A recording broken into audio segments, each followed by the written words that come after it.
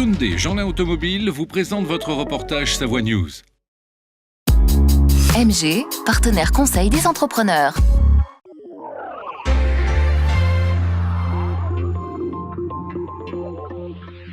Nous nous retrouvons dans le bureau de Monsieur le maire d'Albertville, Frédéric Burnier-Fambray. Merci de nous recevoir.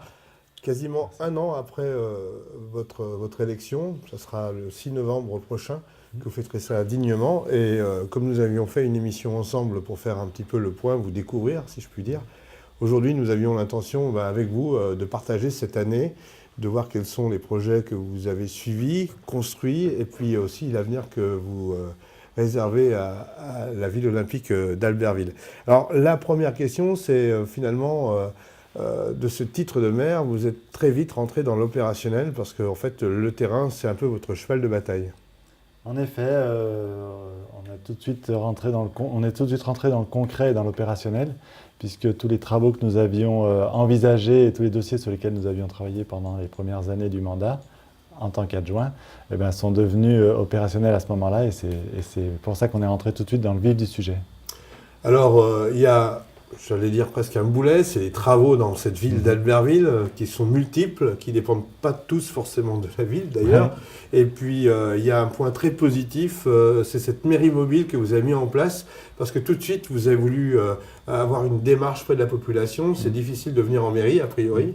Et c'est plus facile d'aller à l'encontre de la population. Voilà, l'idée c'était à la fois un problème de connaissance, que les gens sachent qui était ce nouveau maire, puisque jusqu'à présent j'étais, je dirais, inconnu du public et des Albertvillois. Donc l'idée c'était d'aller le plus rapidement possible au contact de la population pour se faire connaître, reconnaître, et pour pouvoir aussi avoir une vision et une écoute attentive et une vision exacte des attentes de ce que pouvaient demander les Albertvillois dans les quartiers.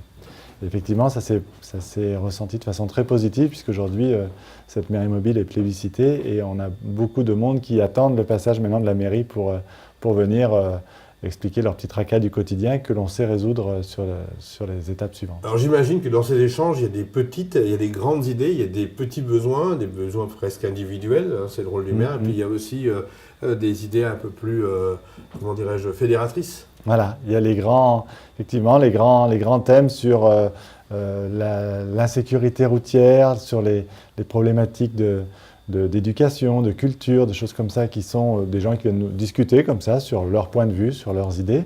Et puis on a des choses beaucoup plus terre à terre, entre guillemets, sur la bordure de trottoir qui est trop haute, sur l'accessibilité, sur des problèmes de flaques d'eau, des choses comme ça. Et ça, on sait les résoudre d'une mairie mobile sur l'autre, puisque c'est des petits dossiers qu'on peut traiter rapidement en interne avec les services techniques. Voilà. Venons-en aux travaux. On voit des choses immergées, donc on voit déjà l'arrivée de cette rue de la République, ça rassure un petit peu. Après, on a bien sûr les travaux au niveau du chauffage urbain, qui a l'air d'être aussi très complexe. Et puis on a finalement des échos de commerçants, d'habitants qui se disent mais où on va, quand est-ce qu'on va s'en sortir, ça prend du retard, on n'y voit pas très clair dans le planning. Est-ce que vous y voyez clair ? Alors on y voit très clair, et surtout qu'on n'a pas de retard, donc c'est là-dessus où ces fausses idées qui circulent doivent être arrêtées, puisque le planning final c'est la fin de l'année 2018 pour la plupart des travaux de la rue de la République, enfin, au moins jusqu'à la rue Gambetta. Donc là ce sera quasiment terminé à fin novembre, et la réouverture de la rue se fera fin novembre sur la rue de la République et sur la rue Gambetta. Donc là, on aura une vraie visibilité et un vrai travail accompli jusque-là. Et puis sur le réseau de chaleur, c'est pareil, les 12 km de réseau qui ont été mis dans un temps record, je dois le dire, parce que 12 km, c'est pas rien. Ça a beaucoup impacté la ville, surtout sur la période juin-septembre, on va dire, qui était la plus compliquée, qui aujourd'hui se résorbe, puisqu'il n'y a plus que quelques poches de travaux de ci, de là dans la ville. Et c'est pareil, la chaufferie bois qui va pouvoir être finalisée en fin d'année pour une mise en chauffe sur l'année 2019. Alors cette chaufferie bois a fait beaucoup parler d'elle lors du dernier conseil municipal. En effet. Avec le projet est en cours d'établissement, donc comme tout chantier, effectivement, c'est très impactant au début. L'insertion paysagère qui est prévue permettra de l'intégrer au mieux dans le site, qui a été choisi avec des contraintes multiples. Une chaufferie bois, ça ne se met pas n'importe où, ça ne se met pas au milieu d'un quartier d'habitation, ça ne se met pas au pied d'une montagne tel qu'on avait pu l'imaginer sur la sortie nord au début d'Albertville, parce qu'il y a des problèmes d'évacuation de fumée, il y a des problèmes d'approvisionnement. Donc l'endroit qui a été choisi là-bas était pour nous le plus approprié. Il est à côté effectivement du cimetière du Chériac. Il y a un impact par rapport au visuel aujourd'hui, parce que c'est en construction, mais demain, le projet sera tout à fait intégré dans son environnement. Un point sensible qui a été souvent évoqué par de nombreux Albertvillois, c'est les réseaux de drogue à Albertville, et il y a eu un démantèlement dernièrement, un travail entre la mairie et la police municipale et nationale. Oui, alors on peut féliciter les forces de l'ordre, déjà la police nationale, pour le travail qu'ils ont fait depuis plus d'un an. Alors, depuis un an, moi j'ai beaucoup travaillé avec eux sur des mises en contact et du lien entre la police nationale, la police municipale et le maire, puisqu'on avait aussi, nous, des informations et des témoignages d'habitants. Et grâce à ce travail qui a été fait collectivement, mais surtout grâce à la police nationale, effectivement, le réseau de drogue d'Albertville a été démantelé et c'est bien pour l'ensemble du quartier et pour l'ensemble de la ville, puisque là, aujourd'hui, on va être dans une position beaucoup plus sereine par rapport à la proximité des écoles, par rapport au pourrissement de ce quartier par ces réseaux qui étaient là jusqu'alors. Ça ne sera jamais vraiment résolu, c'est quand même un fléau aujourd'hui. On sait que la drogue, c'est une problématique complexe, que Albertville, elle a l'avantage d'être située au pied de la Tarentaise, à l'entrée de la Tarentaise, mais que c'est aussi par là que passent tous les réseaux, tout type de commerce, malheureusement, légaux comme illégaux, malheureusement. Et que, en tous les cas, ce point d'arrêt qui a été mis là est une réelle victoire, en tous les cas, d'une collaboration étroite entre la police nationale, la police municipale et la mairie d'Albertville. Dans les échos négatifs, on parle souvent de la propreté urbaine. Qu'est-ce que vous avez à dire par rapport à ça ? Alors, sur 2019, on va mettre en place, il y a la propreté urbaine et aussi il y a l'insécurité routière, qui est des faits qui remontent énormément justement au cours de ces mairies mobiles. Et donc, sur 2019, on a décidé de mettre en place, de rentrer dans un programme qui s'appelle les villes apaisées, pour améliorer le cadre de vie des habitants. Donc, c'est pour sensibiliser par des aménagements ou par des informations les usagers de la route. Voilà, qu'une voiture, elle ne doit pas traverser sur un passage piéton quand il y a des piétons, qu'elle doit ralentir, qu'il y a des zones 30, des zones 20, des zones de rencontre, des zones 50, et qu'il faut respecter ça. Et donc, on va sensibiliser le public à ça, même si ça paraît évident pour vous et moi, mais voilà, il y a un travail de pédagogie à faire encore là-dessus. Et puis pour la propreté urbaine, on va renforcer les équipes. Et c'est vrai que la période de travaux n'était pas favorable non plus à une fluidité du ramassage des ordures qui ont été un peu gênées, compliquées parfois. Donc là, sur 2019, on va rentrer dans une nouvelle ère où effectivement on va pouvoir restructurer tout ce ramassage des encombrants notamment. On en vient aux réalisations qui ont vu le jour depuis cette année écoulée.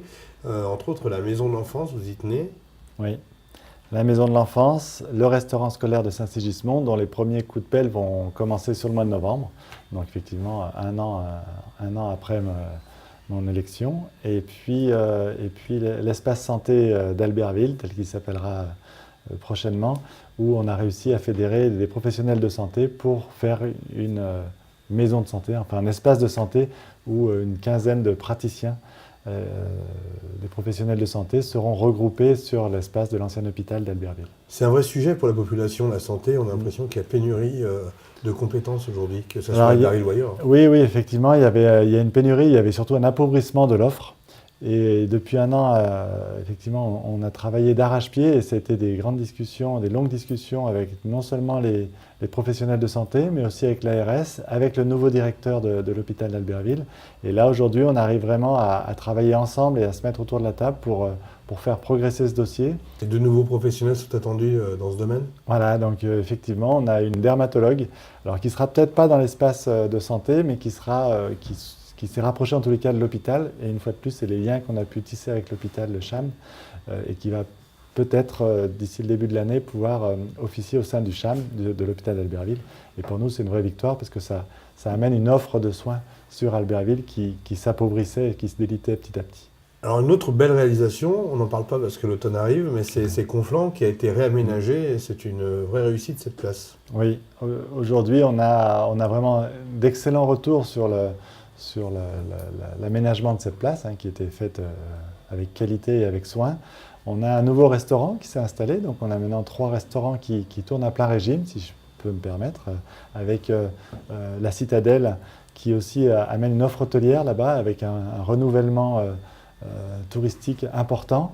Et on a aussi la Maison Perret de la Bâtie dans laquelle on va mettre l'atelier d'Alain Barre et quelques associations comme des associations de peinture et de gravure sur la Maison Perret de la Bâtie qui va faire une nouvelle maison de la culture des arts graphiques sur la fin de l'année et début 2019 et qui va permettre effectivement de redynamiser Conflans et d'en faire et de la remettre en valeur, alors que c'est pareil, cette ville, je sais que pendant un temps on l'avait appelée la Belle Endormie, mais voilà, en tous les cas ce quartier, je me parle de ville, mais c'est plutôt un quartier, ce quartier va être à nouveau fréquenté et lieu d'intérêt touristique. Alors dans les précédents qui plaisent à certains, qui plaisent moins à d'autres, c'est l'arrivée de l'Office du tourisme du côté de la Halle Olympique. On dit que aussi la Maison des Jeux qui va être déportée, et même rebaptisée, on dit qu'on est en train d'enlever du patrimoine et du trafic au centre-ville et qu'on va l'exporter sur la partie espace commercial du Chiriac. Qu'est-ce que vous répondez à ça? Alors, ce n'est pas l'espace commercial du Chiriac, c'est dans la ZAC du campus olympique et c'est à la Halle Olympique. Et c'est important que, pour moi, une maison des Jeux qui va rester avec son nom, c'est important qu'une maison des Jeux trouve sa place, ça me semble évident qu'elle trouve sa place au sein de la Halle Olympique qui a accueilli les Jeux Olympiques.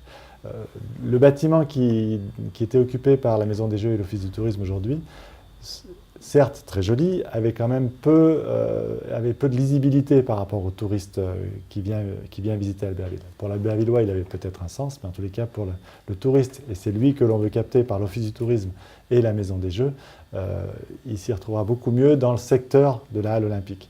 Après, c'est à nous de travailler sur la liaison entre le centre-ville et cette Halle Olympique. Quelque part, il y a une vraie logique, puisqu'on arrive de cette voie rapide. Le lieu est beaucoup plus fédérateur, facile aussi d'accès. Et derrière ça, on dispatche les gens à travers la ville et les différents lieux touristiques. C'est exactement ça. Et du coup, de faire une offre mutualisée et recentrée de l'Office du tourisme, de la Maison des Jeux et de l'entrée de la Halle Olympique, ça permet d'avoir une amplitude horaire pour recevoir justement les visiteurs beaucoup plus grande que ce qu'elle l'est aujourd'hui sur 3 sites éclatés. Et c'est pour ça que ce projet a été vu là-bas. C'était fait avec réflexion et c'est un vrai gage de réussite pour ces 3 organismes qui, indépendamment l'un de l'autre, vivaient difficilement. Alors pour répondre à certains détracteurs qui disent que le centre-ville va être peut-être oublié, vous avez une belle réponse, c'est le projet cinéma. Alors on en parle beaucoup avec les amis du cinéma, mais aujourd'hui le projet déborde largement l'activité cinéma puisque vous avez quasiment transformé l'avenue qui s'y prête. On parlait du Boulodrome, mais on déborde un petit peu sur l'ensemble du parking qui sera préservé puisqu'il y a même un projet de souterrain. Est-ce que vous pouvez nous en dire un petit peu plus ? Alors aujourd'hui, on est en discussion avec un promoteur qui est très intéressé par ce projet de cinéma et une offre commerciale complémentaire. C'est un projet, c'est pas finalisé. Donc on est encore au projet, on n'a encore rien signé, mais il s'est déjà bien engagé, il a réalisé des maquettes et une conception. Donc le principe serait d'accueillir les amis du cinéma dans cet espace avec 5 salles de cinéma, d'y adjoindre une salle dédiée aux jeunes. Alors c'est pareil, aujourd'hui c'est pas calé, mais dans l'esprit c'est une salle d'arcade ou une salle de jeu en direction de la jeunesse en tous les cas, pour attirer et faire du mouvement, d'y attirer aussi quelques restaurants qui n'existent pas et qui seraient complémentaires à l'offre de ce qui peut se faire en centre-ville en termes de restauration, et aussi 2 ou 3 petits commerces qui viendraient étoffer, là une fois de plus, l'offre commerciale de la rue de la République. Le but étant bien d'être complémentaire et de ne pas venir en concurrence, puisque l'idée c'est de faire vivre et de faire revivre, mais il vit quand même déjà bien, le centre-ville d'Albertville et la rue de la République notamment. On rebondit sur la halle sportive que vous souhaitez mettre en place au niveau du campus. Alors, sur la zone du Nampotier, là où il y a la fête foraine aujourd'hui, nous avons le projet de réaliser une halle sportive qui sera composée d'un boulodrome, puisque le boulodrome va être délocalisé là-bas, de tennis couvert et extérieur, et également de l'école de cirque, puisque aujourd'hui l'école de cirque dans les lieux où elle est assez contrainte et on a une grosse demande et une grosse offre faite par cette école de cirque. Donc le principe, c'est de les mettre là-bas dans un espace unique, mutualisé une fois de plus, pour économiser des coûts, d'étoffer l'offre sportive sur la ZAC du campus olympique. On est à côté du stade du Sauvet, on est à côté du centre de ski de haut niveau, on est à côté des collèges, donc voilà, de permettre une offre, un accès au sport facilité pour l'ensemble des Albertvillois, dans un site dédié, qui est quand même assez exceptionnel, on peut le dire, et puis de nous libérer pour nous l'espace à côté du théâtre de Mestre. Et donc sur 2019, dans les objectifs que l'on s'est fixés, c'est de faire une étude de programmation sur le devenir de cette salle de Mestre, enfin du théâtre de Mestre et des bâtiments qui seront libérés par l'école de cirque, pour en faire une maison de la culture, de l'offre albertvilloise, des associations albertvilloises, qu'elles soient théâtre, chorale, danse, voilà, pour vraiment avoir un lieu où les Albertvillois les associations albertvilloises pourront s'exprimer sur ce type d'art, on va dire, vivant. Voilà. Et ça viendra aussi compléter du coup le centre-ville, puisqu'on aura le cinéma d'un côté, et le théâtre et le chant de l'autre côté, voilà, pour vraiment avoir un centre-ville irrigué par toutes ces associations qui font vivre et qui sont l'âme d'Albertville. Allez, on parle des événementiels maintenant. Une bonne nouvelle qui est arrivée il y a quelques jours, c'est le retour du Tour de France à Albertville avec l'étape Albertville-Val Thorens. Et puis il y aura même l'étape du Tour pour les amateurs, une grande cyclotouriste qui est attendue, qui aura lieu 8 jours avant. C'est ça, donc le dimanche d'avant. Donc le 27 juillet, je crois, de mémoire, c'est effectivement l'étape du Tour de France, la dernière étape avant l'arrivée sur les Champs-Élysées. Une étape qu'on souhaite décisive et pour peut-être, c'est là où on aura le vainqueur du Tour de France. Enfin, c'est sûrement là où se décidera le vainqueur du Tour de France, en espérant qu'il y ait du suspense jusqu'au bout. Mais l'étape telle qu'elle est faite, elle devrait permettre du suspense, parce qu'il y a quand même pas mal de dénivelé. Et l'arrivée à Val Thorens est un vrai challenge, un vrai défi sportif. Et puis effectivement, une semaine avant, l'étape cyclo du Tour de France, qui va amener entre 12 000 et 15 000 cyclosportifs qui vont faire l'étape en amateur, dont je sais que vous ferez partie. Mais et peut-être, potentiellement. Et du coup, c'est là, une fois de plus, pour l'économie d'Albertville, pour l'image d'Albertville, un vrai défi. Et sachant que sur le week-end d'avant, on est aussi en train de discuter avec la Fédération française de boules, puisqu'on devait accueillir également le championnat de France de boules masculine et féminine dans certaines catégories, et que l'on y travaille pour aussi avoir cette manifestation-là sur le week-end encore avant, ce qui fait que sur les 3 dernières semaines de juillet, on aura entre 10 et 15 000 personnes sur Albertville en plus.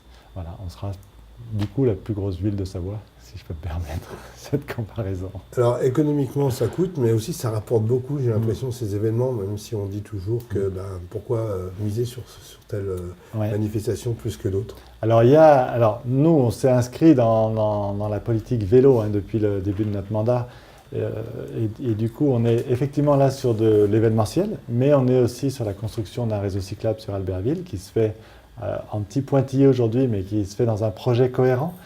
Qui n'est pas finalisé. Qui n'est pas finalisé, mais sur 2019. Il y a des échos là-dessus, mais sur 2019, il sera finalisé et on aura une vraie offre cycliste pour les Albertvillois en termes de déplacement urbain. Ces grands événements, effectivement, aujourd'hui, ils sont pris en partie en charge par l'agglomération, qu'on critique souvent et qu'on a facilité à critiquer, mais qui, dans l'accompagnement de ces grandes manifestations sportives, est essentielle et très présente en tous les cas. Donc voilà, on a cette volonté effectivement de pouvoir rayonner, et on sait qu'il y a des énormes retombées médiatiques, mais surtout économiques pour nos habitants. J'ai reçu un mail hier de notre office du tourisme qui me disait l'ensemble du réseau hôtelier sur l'agglomération est complet sur les 15 derniers jours de juillet. Donc pour nous, c'est une grande satisfaction. On en vient aussi à la culture. Et là, la transformation de la salle de messe fait partie de vos projets pour 2019-2020. Oui, c'est ce que j'évoquais tout à l'heure. L'idée, c'est d'en faire sur 2019 de faire des études, en tous les cas ce qu'on appelle une programmation, pour voir comment cette salle pourrait être utilisée pour faire vraiment émerger les talents de nos associations albertvilloises et pour avoir une culture propre, une offre culturelle propre à Albertville. Voilà. On a le Dôme Théâtre, qui est un théâtre conventionné qui dépend de l'agglomération, avec une offre dont certains peuvent dire qu'elle est un peu accessible, on va dire. Là, l'idée, c'est vraiment de pouvoir mettre toutes ces associations et toute cette jeunesse que l'on a dans les associations pour leur permettre d'émerger et d'avoir vraiment un lieu d'essai, un lieu d'expression culturelle pour tous. D'expression culturelle, voilà, du plus simple habitant, pour qu'on puisse vraiment avoir une offre culturelle propre à Albertville, ce qui est important pour moi. Pour terminer cet entretien, j'ai envie de vous demander votre sentiment. Est-ce que la vie de maire a changé votre vie? Est-ce que a changé aussi le regard de cette ville dans laquelle vous habitiez depuis déjà de nombreuses années et où vous avez pratiqué bien sûr en tant qu'élu et en tant que citoyen? Alors effectivement, la vie de maire a changé ma vie, ça c'est sûr. Effectivement, en termes de horaire, en tous les cas, c'est sûr qu'elle l'a fortement changé. Pour moi, jusqu'à présent, c'est que du bonheur. C'est l'intérêt et l'enthousiasme d'être dans des choses opérationnelles, de travailler sur des dossiers, d'en voir la réalisation et la concrétisation. Et c'est vrai que le retour que j'ai de nombreux Albertvillois, notamment quand on va dans les quartiers, pour moi sont très positifs, gratifiants. Ça, c'est ma petite personne et mon ego personnel, mais en même temps, je vois qu'on arrive à faire des choses ensemble et qu'on est compris dans ce que l'on fait, que l'on est apprécié dans ce que l'on fait et qu'on le fait pour le service des Albertvillois. Et moi, c'est ce qui m'importe aujourd'hui. Alors, on dit souvent que vous avez un ton plus entrepreneurial que politique. Vous adhérez ? Forcément, parce que ça fait 30 ans que je suis entrepreneur et 1 an que je suis dans la politique vraiment. Moi, je trouve qu'il n'y a pas d'incompatibilité entre les deux. C'est peut-être une des raisons pour lesquelles aujourd'hui ça fonctionne bien et qu'on arrive à avancer, je ne vais pas dire rapidement, mais efficacement sur les dossiers et qui nous donne vraiment en tous les cas de l'enthousiasme pour moi-même, mais aussi pour toute l'équipe qui m'accompagne, que ce soit les adjoints et élus que j'ai autour de moi, mais également pour les services de la ville qui j'ai l'impression, apprécient ce dynamisme. Eh bien, Monsieur le maire, merci de nous avoir reçus dans votre bureau et puis à très bientôt pour d'autres reportages dans la vie de la cité olympique. Merci, avec grand plaisir.